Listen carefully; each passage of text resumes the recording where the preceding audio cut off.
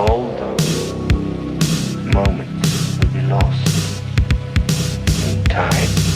Hey guys, what's up and welcome back to my channel. So first of all, happy fucking new year. Second of all, we're gonna talk about something that makes me deeply paranoid. I don't know if it's because I read about crime all the time that I've become more paranoid about it, but recently, the few times I take Ubers when it absolutely cannot be avoided, I feel on edge the entire time. It doesn't matter if it's a man or if it's a woman, I just feel on edge, and anytime they take a new or different road, I'm like, holy shit, this is it. You're gonna get murdered or something like that, which most of the time I'm like, Julia, you're being irrational. But then I read about cases like the one we're gonna talk about today, and then I'm like, but are you being irrational? Or are you actually in danger? And that just fuels my paranoia. So let's go ahead and read about this.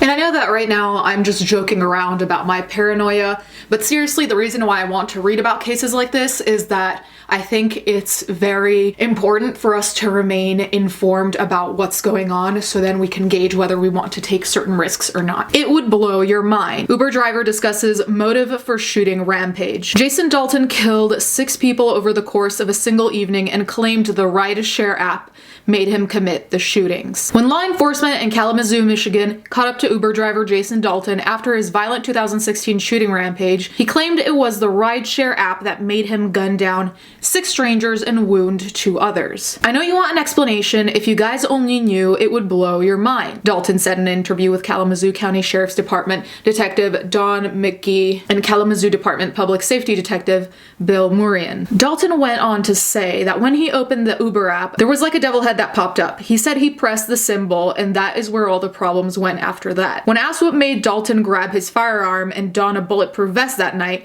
Dalton said it was the app, Uber. Listen, I enjoy devil, demon, exorcism movies just like anyone else, but I don't believe that a devil popped up on your Uber app and that told you to go shoot people. But it is a very convenient thing that an app that's only for ride sharing would convince you to do that and you'd just do it. I've experienced the full body takeover, Dalton said. It literally has control of you. I would have never done any of these atrocities that have happened. Based on Dalton's claims, Detective Morian believed he was attempting to set up an insanity defense, even though Dalton had no history of mental illness and no history of medications, he told Criminal Confessions, airing Saturday at 6/5 Central on Oxygen. We knew there was a chance he might claim that he didn't know what he was doing, that he wasn't acting in his right mind as it's defined by the law, said Assistant Prosecuting Attorney Jeff Williams. The thing about this is, I'm not an expert, but to me, as just a random person, it seems strange to me that you would go insane and decide that you were gonna shoot people,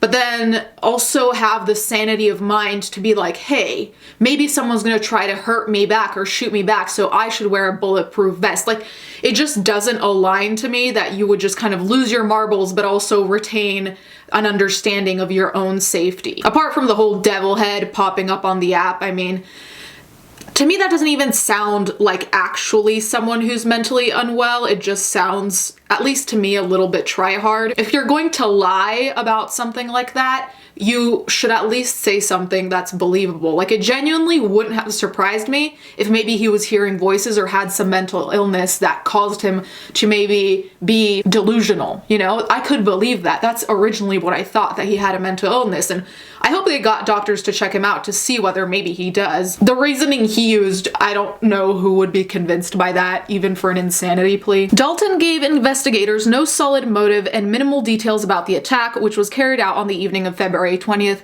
2016. He shot his first victim, 25-year-old Tiana Carruthers, at the Meadow Townhomes apartment complex, later heading to a car dealership where he killed father and son Richard Smith, 53, and Tyler Smith, 17.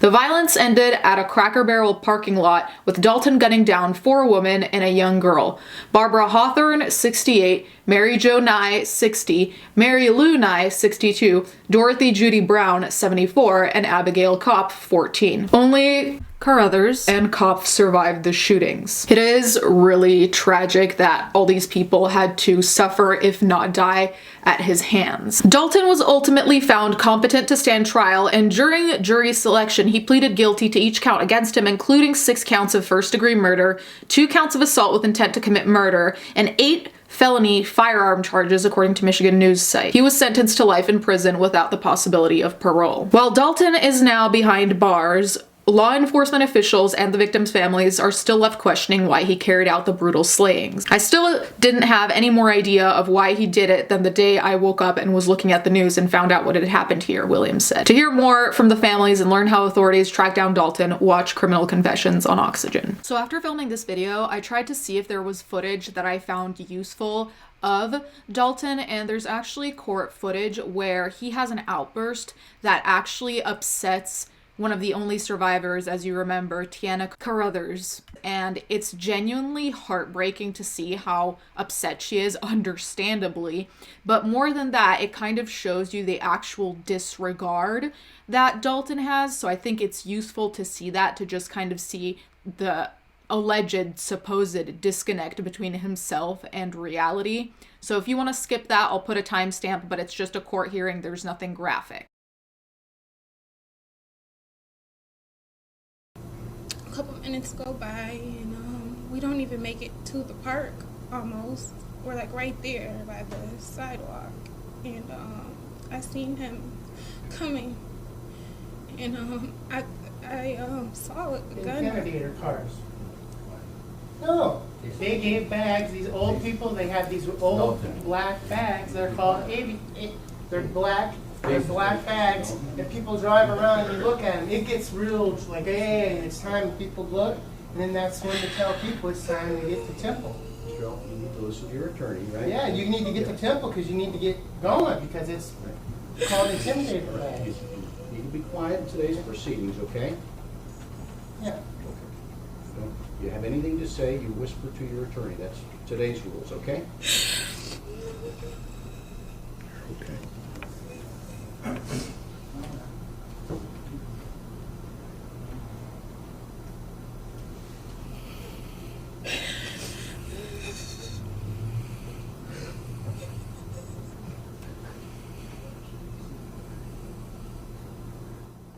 So, Ms. Carruthers, are you okay?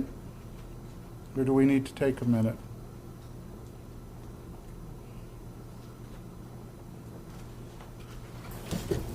The reason that I bring up this case is not to scare you out of taking Lyft or Uber or whatever fucking rideshare. It's more about the question of being aware, because I know that before I started talking about crime and before I started really looking into it, I think I had a little bit of a false sense of security, and I think a lot of people have that issue.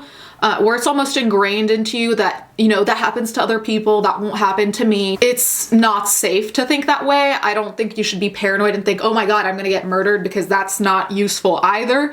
But I think it's good to find a good medium of being like, everything's fine, but if things start looking weird, note them. For example, for me, I always take a picture of the license plate, and Jacob and I have a tracking system so he can find where I am. And the system that we use, and I'll link it down below if you want it, I'm not sponsored or anything, but it also can do fake calls, so it can make it look like someone's calling you, like your significant other, even if they're not. So if you have to scare someone to thinking like you're calling the cops or someone's calling you and they know where you are, it can also do that. And then it also has, I believe, if I recall correctly, a 911 location system, so like they'll find you via your location and keep tracking you. And I definitely think that's a good thing to have. Taking any rideshare now has scared the shit out of me. Like, I genuinely am concerned the whole time I take those, and so is Jacob. Like, he's always really worried when I do. So be safe out there. I genuinely wish though that this man had explained what was going through his head. I'm glad that he got a life in prison without parole, but I also think even just for the families to have a little bit of understanding of what happened, because I mean, nothing will bring back the dead, nothing will unhurt the wounded, but at the same time, for me anyway, it's easier to process things when I have more information or some degree of closure.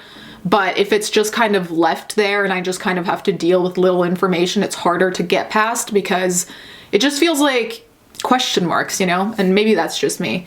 But let me know what you think in the comments down below. Let me know if you too are paranoid about ride shares and stuff like that, because I know a lot of people are now. Anyways, guys, thank you so much for watching. Thank you to my patrons as always, and I'll catch you guys next time.